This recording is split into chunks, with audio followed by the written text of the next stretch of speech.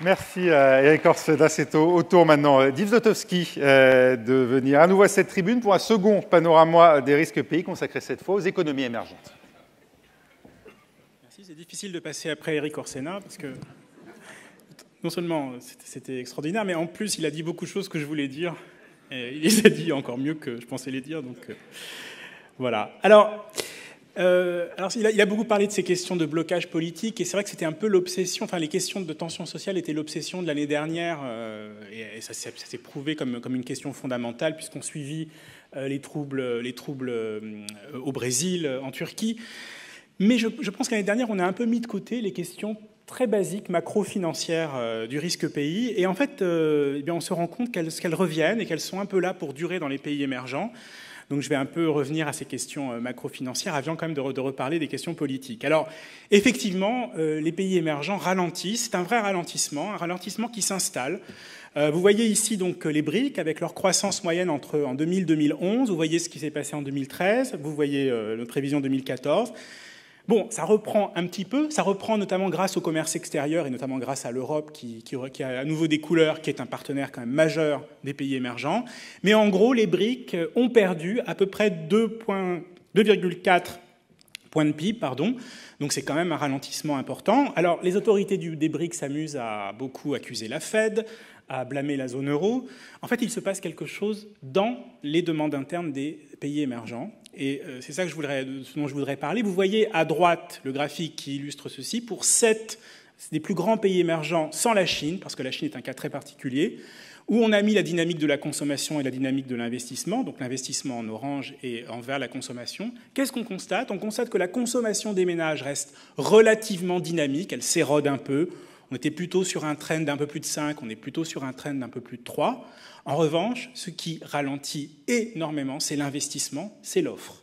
On était en moyenne sur un trend à 2 chiffres, presque plus 12. Aujourd'hui, on est en moyenne dans les BRIC, enfin dans les 7 grands émergents, autour de 3. Donc vous voyez qu'il y a un vrai ralentissement de l'investissement. Et ceci a des conséquences sur les équilibres externes. C'est le retour de la contrainte externe dans les pays émergents. Alors vous voyez à droite ce graphique illisible, c'est le compte courant agrégé de l'ensemble des pays émergents, et la petite barre bleue, j'ai enlevé le solde courant chinois et le solde courant russe, qui sont 2 grands pays émergents qui ont des très forts excédents courants. Et ce que vous voyez, c'est qu'en 2013, on avait un déficit courant de l'ensemble des pays émergents, moins la Russie, moins la Chine, et en 2013, on aura un tout petit excédent courant. Et quand vous regardez par pays à droite, eh bien, vous voyez cette dégradation des soldes courants. Vous voyez la Turquie, l'Afrique du Sud, l'Inde, l'Indonésie, le Brésil, ces fameux 5 fragiles qui ont des comptes courants donc, qui se dégradent. Et j'ajoute que ce qui est important, c'est que ces comptes courants vont être durablement dégradés. Alors, ils s'améliorent un tout petit peu, sauf dans le cas du Brésil, mais ils vont être durablement dégradés. Pourquoi? Justement à cause des problèmes de croissance. Parce que vous avez d'un côté une consommation dynamique pour des raisons structurelles, les classes moyennes dépensent, les salaires augmentent pour des questions démographiques, pour des questions de pénurie de main-d'œuvre qualifiée. Donc il y a toujours une certaine dynamique de la consommation. En revanche, l'investissement s'affaisse pour beaucoup de causes structurelles. Et quand vous n'avez pas assez d'offres pour répondre à la demande locale, vous êtes obligé d'importer massivement, et d'où des déficits courants. Donc, ils ne se résorberont pas beaucoup, et même dans un cas très particulier, ils risquent de se dégrader. C'est le cas du Brésil, où on va tangenter les moins 4% du PIB l'année prochaine. Alors donc, on a l'impression, pour tous ceux qui font du risque pays comme moi depuis un certain temps, d'être retour dans les années 90, la contrainte externe, et donc on revient sur les vieilles mesures du risque pays, c'est-à-dire ce qu'on appelle le besoin de financement. Alors qu'est-ce que c'est que le besoin de financement? C'est le solde courant plus l'amortissement de la dette. En fait, c'est très simple, c'est le fait qu'on a besoin de devises. On a besoin de devises pour payer ses importations nettes de ses exportations, et puis aussi pour payer sa dette. Et donc, comment est-ce qu'on regarde la vulnérabilité d'un pays? On regarde la taille de ce besoin de financement. Est-ce qu'il a besoin de beaucoup de devises relativement à sa taille? Et puis, on regarde aussi la qualité de la couverture de ce besoin de financement. Est-ce qu'il est financé par des investissements stables, des investissements directs qui durent, ou par des investissements volatiles, ou pire, par de la dette? Alors, on a mis ces 2 vulnérabilités. Besoin de financement sur export, donc la taille. Investissement direct sur besoin de financement, c'est la qualité de la couverture de ce besoin de financement. Et les Les pays qui sont très fragiles apparaissent dans ce cercle, dans ce beau cercle. Brésil, Turquie, bien sûr, mais aussi Tunisie, Maroc, Roumanie, Égypte, Afrique du Sud, Hongrie. Voilà des pays dans lesquels il faudra surveiller le taux de change. Alors on se dit, on a l'impression d'avoir rien inventé, et de se dire finalement, tout ce qu'on avait dit sur le fait que les pays émergents étaient si robustes financièrement, est-ce qu'on s'était un petit peu voilé la face? Je ne crois pas. Je reste persuadé que les pays émergents sont beaucoup plus solides financièrement qu'avant. Pour deux raisons. La première, c'est que oui, il y a des pays qui sont fragiles, il y a des pays qui ont des taux de change volatiles, mais aujourd'hui, on a des politiques monétaires réactives dans les pays émergents. On a vu en Inde, on l'a vu en Brésil, on l'a vu en Turquie. Les banques centrales réagissent tout de suite, augmentent leur taux d'intérêt. Et les pays d'ailleurs qui ne sont pas touchés par les crises de confiance, eux, continuent à baisser les taux pour soutenir la croissance. Donc on a de la différenciation dans les pays émergents. Ce n'est plus, le monde émergent, ce n'est plus quelque chose d'uniforme qui réagit de la même manière. On a des cas divers. Donc on a des politiques monétaires réactives et diversifiées. Et la deuxième chose, c'est qu'il y a 15 ans, les acteurs qui étaient très endettés en devises étaient les États et les banques. C'est donc des acteurs systémiques. Donc s'il y avait un problème de change, il pouvait y avoir une crise souveraine, il pouvait y avoir une crise bancaire, il pouvait y avoir une récession. Il y a eu une crise de change à l'été 2013, vous avez vu les taux de change très attaqués, justement de ces pays fragiles, de beaucoup d'entre eux. Il n'y a pas eu de drame. Alors certes, il y en a eu un de drame, c'est le défaut de cette grande entreprise brésilienne qui s'appelle OGX. Ce sera peut-être le plus gros défaut, la plus grosse structuration de dette privée de l'Amérique latine dans l'histoire. Mais ça n'a pas obligé Mme Rousseff à appeler le FMI en urgence.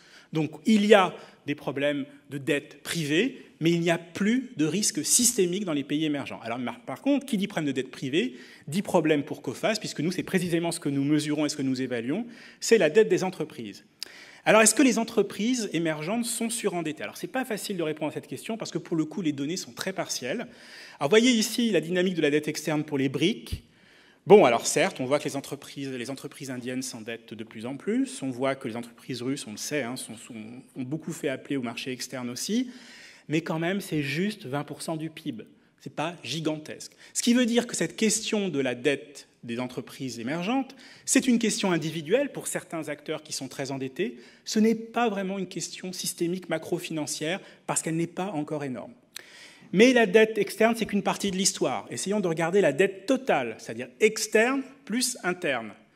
Alors là, les données sont quasiment impossibles à avoir, donc on a un peu fabriqué ça comme on a pu. Et en comparant à une série de l'OCDE sur la dette des grands pays qui sont très endettés, ou une grosse dette privée comme l'Irlande, le Portugal et l'Espagne.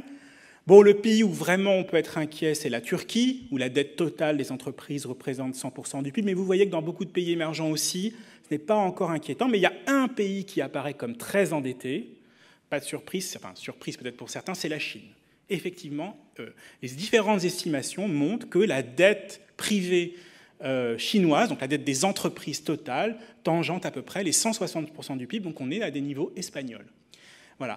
Donc la Chine, alors c'est très bizarre parce que la Chine n'a pas de contraintes externes, la Chine n'a pas besoin de s'endetter, n'a pas évidemment de déficit courant, elle a un excédent courant certes, mais qui baisse, mais qui est entre 2 et 3% du PIB, donc quand même qui se tient. Alors qu'est-ce qui se passe en Chine ?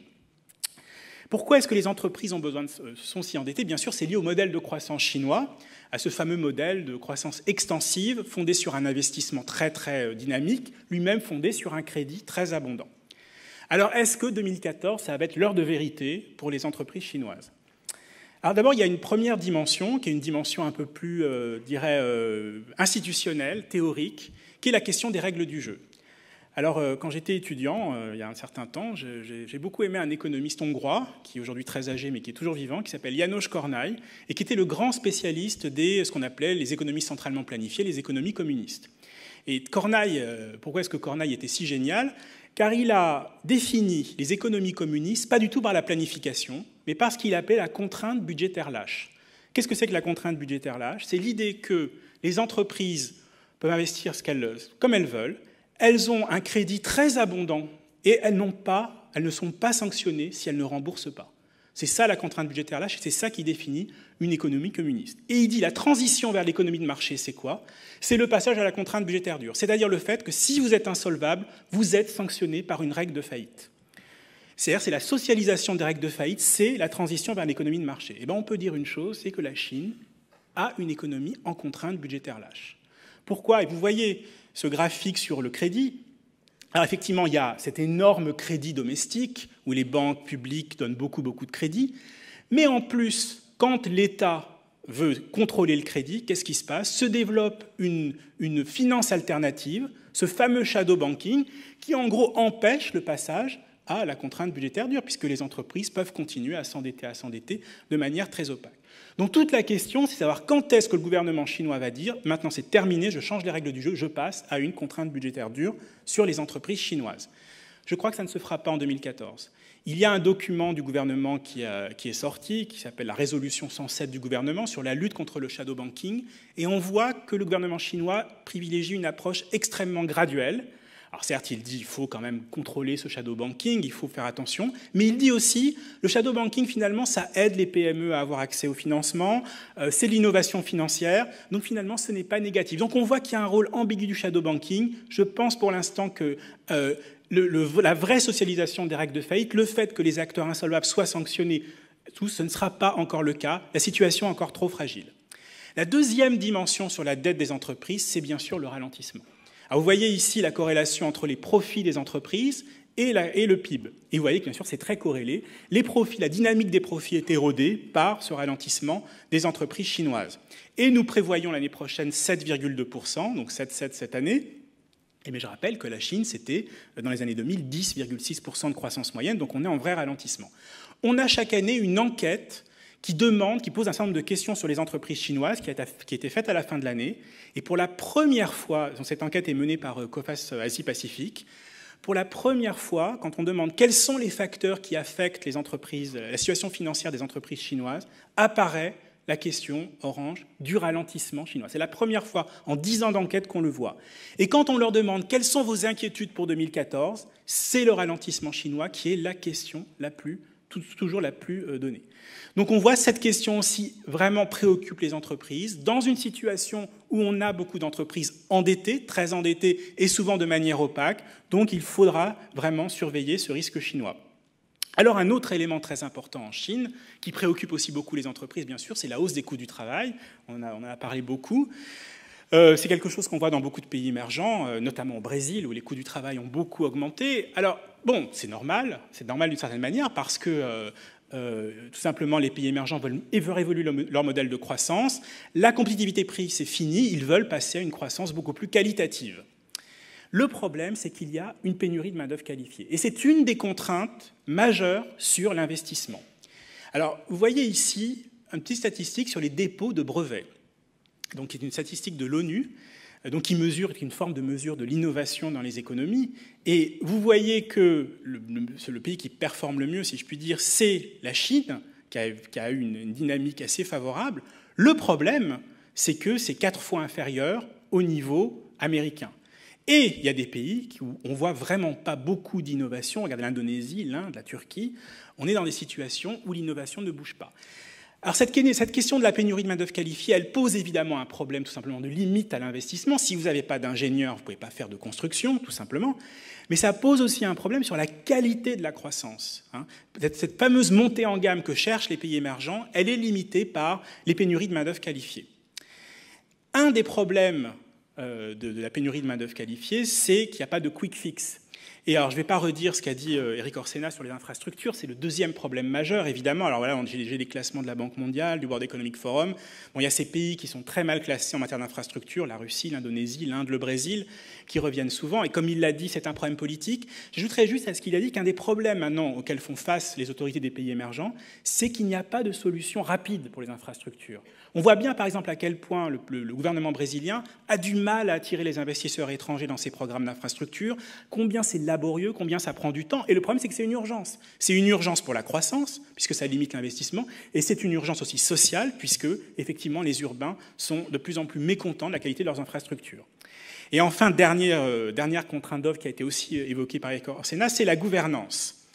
Alors, un des problèmes avec la gouvernance, c'est qu'il y a 10 000 manières d'appeler le mot gouvernance. Et vous avez ici le classement de la Banque mondiale. Alors, il y a beaucoup de classements. Il y en a d'ailleurs 2 qui se font concurrence à l'intérieur de la Banque mondiale. Celui-ci, c'est le Worldwide Governance Indicator. Donc, corruption, respect de la loi, qualité de la réglementation, efficacité du gouvernement. Bon, il y a ce pays que je connais particulièrement bien et que j'aime beaucoup, qui est évidemment mal classé, c'est la Russie. Pour le rule of law, pour le respect de la loi, pardon, pour la corruption, c'est un des pays qui est les plus mal classés. Alors, ça fait très longtemps que je m'intéresse à ce pays, et c'est vrai que la gouvernance, on en parle depuis très très longtemps sur la Russie, mais disons que c'était une question un peu, je dirais, théorique. C'est plus du tout une question théorique pour la Russie. On a 3 trimestres d'investissement négatifs en Russie en 2013. Et deuxième chose, les capitaux sortent en masse de Russie. On estime qu'en 2013, les sorties nettes de capitaux du secteur privé, ce sera 70 milliards de dollars. Dans les années 90-2000, la moyenne, c'était moins 9 milliards, alors que c'était des années très agitées, très incertaines. Donc vraiment, les Russes ne font plus confiance dans leur propre pays, n'investissent pas dans leur propre pays, font des profits et les exportent hors de Russie. Et même problème, il n'y a pas de quick fix en matière de gouvernance. Ça ne se règle pas en 5 minutes. Alors M. Poutine, le président, a assigné au gouvernement le fait de progresser dans le classement, dans l'autre, le classement concurrent, dans le classement Doing Business. Et c'est vrai que la Russie progresse. Le problème, c'est qu'est-ce qu'on entend par gouvernance? Ce qui progresse, c'est combien de temps vous mettez pour avoir une licence de construction, combien de temps vous mettez pour enregistrer la propriété. Donc, ce qui progresse, ce sont les barrières bureaucratiques. Mais comme l'a dit Éric Orsena, la gouvernance, c'est pas ça. La gouvernance, c'est aussi l'effectivité du droit. Est-ce que le droit est protecteur, et notamment protecteur des acteurs économiques, donc des investisseurs? Et donc là, il y a probablement encore pas mal de marge de manœuvre pour l'économie russe. Alors bien sûr, cette gouvernance, ça a été dit aussi par Éric Orsena, c'est une question politique, je le répète. Alors là, on a fait une petite carte sur, pas du tout exhaustive, sur en gros les élections prévues en 2014 et les manifestations qui ont eu lieu ces 3 années récentes. Et puis quand les couleurs se mélangent, c'est qu'il y a les deux ensemble. Alors d'abord, un point sur la question des taux de change, j'y reviens. Dans les 5 fragiles, tous vont connaître des élections en 2014. Le Brésil, l'Afrique du Sud, la Turquie, l'Inde, l'Indonésie. Donc ce n'est pas tellement la question de la politique monétaire américaine qu'il va falloir regarder pour les taux de change. Ce qu'il va falloir regarder, c'est les élections, et à l'occasion des élections, les questions évidemment de conflits qui vont ressortir. Mais surtout, je trouve qu'Éric Orsena l'a vraiment très très bien dit, c'est-à-dire l'idée qu'il y a la question de la démocratie, mais il y a la question de l'accord social, du contrat social. Et je crois que c'est exactement ça qui menace les pays émergents, c'est la discordance entre les deux. C'est par exemple le syndrome thaïlandais. C'est-à-dire, en gros, il y a des conflits à l'intérieur d'un pays, mais les élections et la démocratie n'arrivent pas à résoudre ces conflits. Et c'est un des problèmes, par exemple, qu'on risque de voir en Inde. En Inde, vous avez une énorme attente sur les élections, peut-être la victoire du BJP après plusieurs années de coalition menée par le Parti du Congrès. Est-ce que le BJP va régler les gros problèmes, les grands sujets de conflit en Inde, que sont la question des violences faites aux femmes, que sont les questions de la corruption, que sont les questions d'infrastructure? Il y a beaucoup d'espoir, il risque d'y avoir beaucoup d'espoir déçus, parce qu'encore une fois, sur ces grandes questions, il n'y a pas de quick fix et il n'y a peut-être pas forcément la volonté politique derrière. Voilà. Alors, donc risque politique, risque de change. Alors donc il y a beaucoup de choses qui se passent dans les pays émergents. Comment ça se traduit plus concrètement sur nos évaluations pays? Alors il y a des zones qui restent à l'écart des changements, cette année, en janvier 2014. C'est l'Europe émergente. On a beaucoup dégradé l'Europe émergente dans le sillage de la zone euro. Cette année, nous avions dégradé la Slovénie et la République tchèque en A4. Là, je dirais que c'est comme ce que je disais sur l'Europe. On arrête maintenant, on voit qu'on est dans une situation de stabilisation du risque en Europe de l'Est, évidemment, grâce à la reprise de l'Europe de l'Ouest, donc elle est très dépendante. Dans les grands pays émergents, on a eu quand même des dégradations importantes cette année. J'en nommerai 3. La dégradation en A4 de l'Inde, pour toutes les raisons exactement qu'on a évoquées. Je crois que l'Inde, c'est le cocktail émergent parfait de toutes ces questions de taux de change, de problèmes politiques, de ralentissement de la croissance, de ralentissement structurel. Nous avons mis une surveillance négative sur la Thaïlande. L'économie commence à être affectée par ce conflit interne qui dure. Nous avons mis également une surveillance négative sur le Brésil, ralentissement de la croissance, également problème de taux de change, et avec ce risque l'année dernière de cette dégradation du compte courant. Donc beaucoup d'évolutions négatives sur les pays émergents, mais aussi des évolutions positives. Je le redis, le monde émergent est très divers et il y a aussi des dynamiques positives. Je citerai un pays qu'on a reclassé l'année dernière, c'est l'Indonésie. Un pays que nous avons reclassé cette année, c'est les Philippines, en A4. Voilà, donc il y a une nouvelle génération de pays émergents, eux, qui ne connaissent peut-être pas encore les problèmes des BRIC, mais qui ont une stabilité de la croissance, une stabilité politique, une amélioration de la gouvernance, une dette souveraine qui est sous contrôle. Donc je m'arrête là parce que c'est l'objet de la prochaine table ronde. Merci.